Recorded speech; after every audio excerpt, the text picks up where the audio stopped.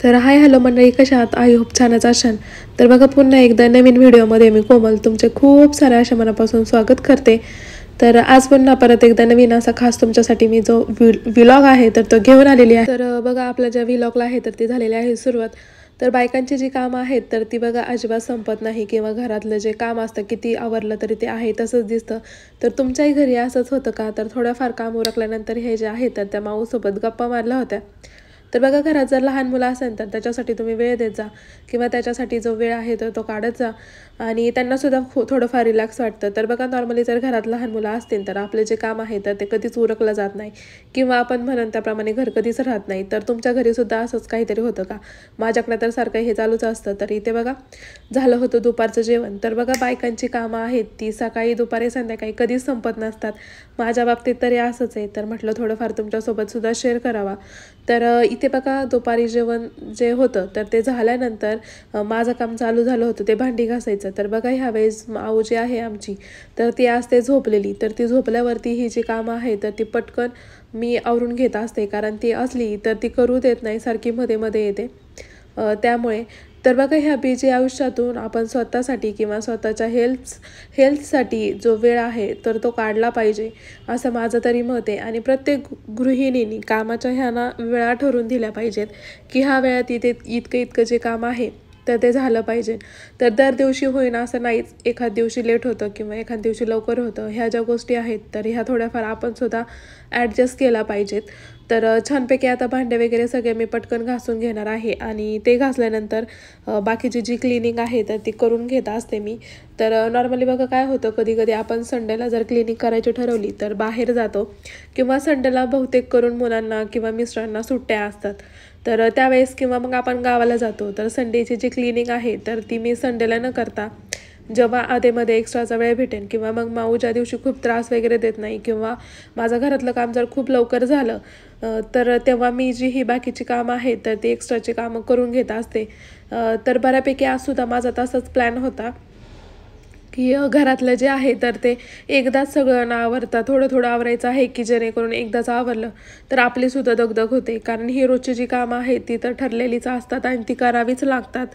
तर त्यामुळे आपण काय करायचं, हे रोज जे आपलं घरातलं काम आहे तर ते झाल्यानंतर थोडासा वेळ जर भेटला तर अशा पद्धतीची जी क्लिनिंग आहे तर मी करून घेत असते. तर हे बघा, टॉयलेट बाथरूमच्या इथं जी आरसा लावलेला आहे किंवा सेल्फ आहेत तर त्या अशा पद्धतीने साफ करून घेत असते. तर कौस्तुभ होता आजारी, सो तो घरीच होता, त्याला बरं वाटत नव्हतं त्यामुळे. तर तो सुद्धा सारखा मध्ये मध्ये येत होता, आणि बाळा होती झोपलेली.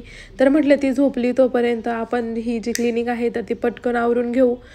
यासाठी ही जी क्लिनिंग आहे तर ती केली होती चालू. तर तुम्ही सुद्धा अशा पद्धतीने जी क्लिनिंग आहे तर ती करू शकता.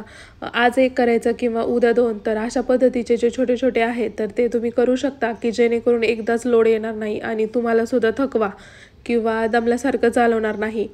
तर वरच्यावर बघा, रोजच्या रोज जर क्लिनिंग करायची म्हटली तर रोज एवढं सगळं होत नाही, कारण 2-2 मुलं सांभाळायची, किंवा जर लहान मुलगा घरात असेल, लहान बेबी, तर ह्या सगळ्या गोष्टी ज्या आहेत तर त्या मॅनेज करणं होत नाही.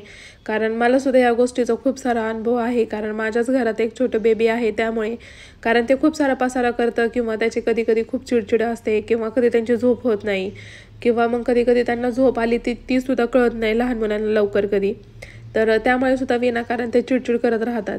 तर त्यासाठी तुम्ही त्यांच्या वेळेनुसार किंवा त्यांच्या स्वभावावरती डिपेंड करून ही जी घरातली बाकीची जी कामं आहेत तर ती करत जा. तर अशा पद्धतीने तुम्ही जर कामं केली तर घरसुद्धा खूप छान ऑर्गनाईज राहतं आणि मेंटेन राहतं. आणि एकदा जर साफसफाई करायची म्हटली तर खूप सारा लोड येतो. तर मी तरी अशा पद्धतीने करत असते, की जेणेकरून आपल्याला त्या कामामध्ये कोणाची हेल्पसुद्धा लागत नाही, आणि आपलं जे घर आहे तर ते छान प्रकारे आपण क्लीन आणि टापटीप ठेवू शकू.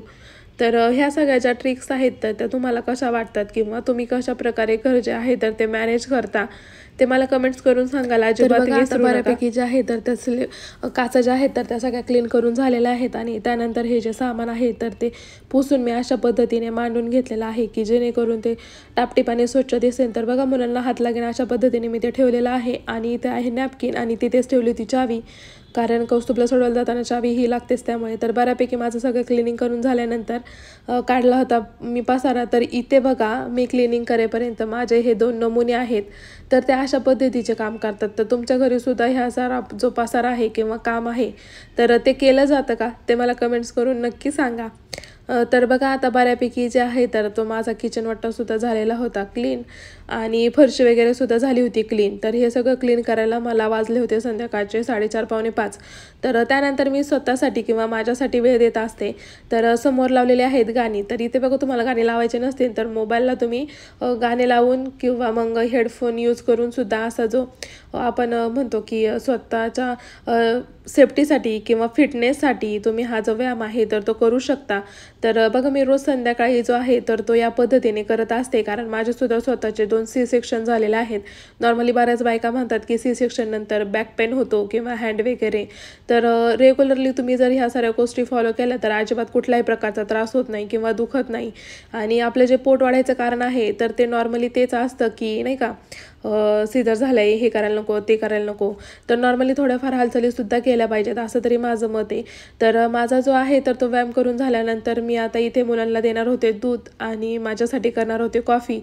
तर बघा तुम्ही एक वेळेस जेव्हा करणार आहात व्यायाम तर त्याच्या आधी घेऊ शकता किंवा मग त्याच्यानंतर. नॉर्मली मी तर त्याच्यानंतरच घेते कारण आपण रिलॅक्स बसलेलो असतो आणि त्याच्यानंतर घेतलं तर थकवासुद्धा जाणवत नाही आणि फ्रेशसुद्धा छान वाटतं. तर ही जी माऊ आहे तर ती सारखी मध्ये मध्ये आमच्या किचन ओट्यावरच येत असते. तर तुमच्या घरीसुद्धा अशाच ह्या साऱ्या गोष्टी आहेत तर त्या होत असतात का. तर इथे बघा मी तिचा व्हिडिओ शूट करत होते पण नॉर्मली माझ्याकडून माईक तिला द्यायचा राहून गेला आणि ती जी पोएम म्हणत होती तर त्या पोएमचा जो व्हॉईस आहे तर तो कॅमेरामध्ये कॅप्चरच झाला नाही. सो नंतरच्या व्लॉगमध्ये तिची जी पोएम आहे तर ती तुमच्यासोबत मी नक्की शेअर करेन.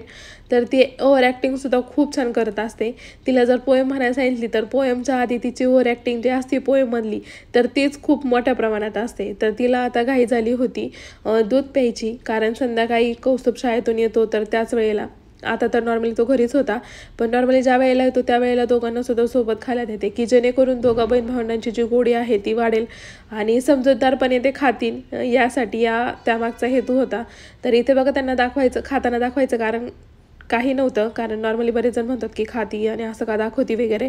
पण नॉर्मली हा जो वेळ आहे तर तो आम्ही तिघंजणं सोबत स्पेंड करतो किंवा मग त्यांच्यासोबतच बसून मी कॉफी वगैरे घेत असते यासाठी. सो हा व्लॉग तुम्हाला कसा वाटला ते कमेंट्स करून नक्की सांगा आणि सबस्क्राईब केलं नसेल तर चला पटकन सबस्क्राईब करून घ्या. भेटूया पुढच्या व्हिडिओमध्ये.